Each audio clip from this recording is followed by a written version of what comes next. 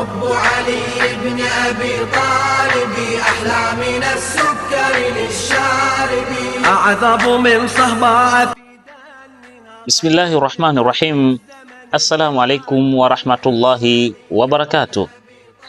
Ama ndugu zangu Waislamu, leo nimesema tuyazungumze maneno mafupi ambayo yatatufaidisha kutoka kwa al-Imamu Ali bin Abi Talib salawatullahi wassalamu alayhi, ambaye huyu al-Imamu Ali ndiyo yule ambaye Bwana Mtume Muhammadin sallallahu alayhi wa alihi wasallama alizungumza katika hija yake ya mwisho akisema ya kwamba man kuntu maulahu fahadha aliyu maulahu.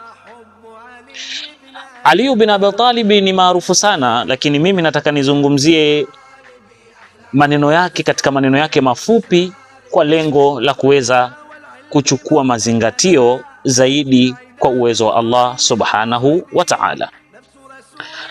Anasemaje Ali bin Abi Talib? Anasema katika maneno yake kuhusiana na masala nzima ya mambo ambayo ni makosa au ni maasi. Anasema ihdhari an yaraka Allahu inda maasiyate, hadhari wewe asikukute Mwenyezi Mungu subhanahu wa ta'ala katika maasiya yake. Tena ihdhari an yafqidaka inda ta'ati, jihadhari Mwenyezi Mungu subhanahu wa ta'ala asije akakukosa katika kumtii.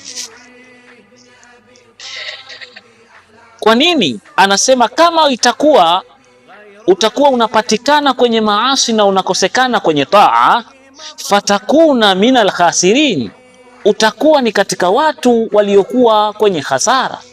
Na maneno haya yanaenda sambamba na maneno ya Mwenyezi Mungu subhanahu wa ta'ala, innal insana lafi khusr illa alladhina amanu wa amilu salihat watawasaw bilhaqqi watawasaw bis-sabr.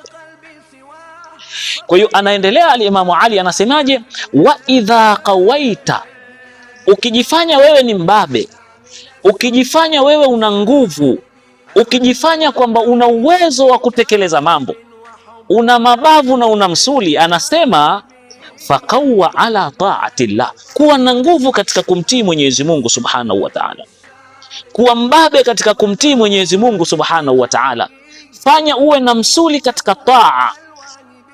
Na anasema wa idha dha'aft, ukiwa wewe ni dhaifu, unajiona ni mtu uliyechoka choka, unajiona kwamba wewe huna nguvu, basi anasema fadha'afu an ma'siyati llah, kuwa dhaifu kwenye kumwasi Mwenyezi Mungu, usiwe na nguvu na ujasiri wa kwenda kwenye maasi.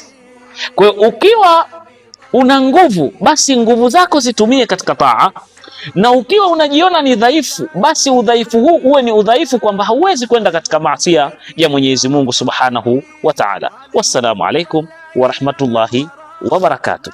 Karibuni sana, sote tunaweza kujirekebisha. Assalamu alaikum.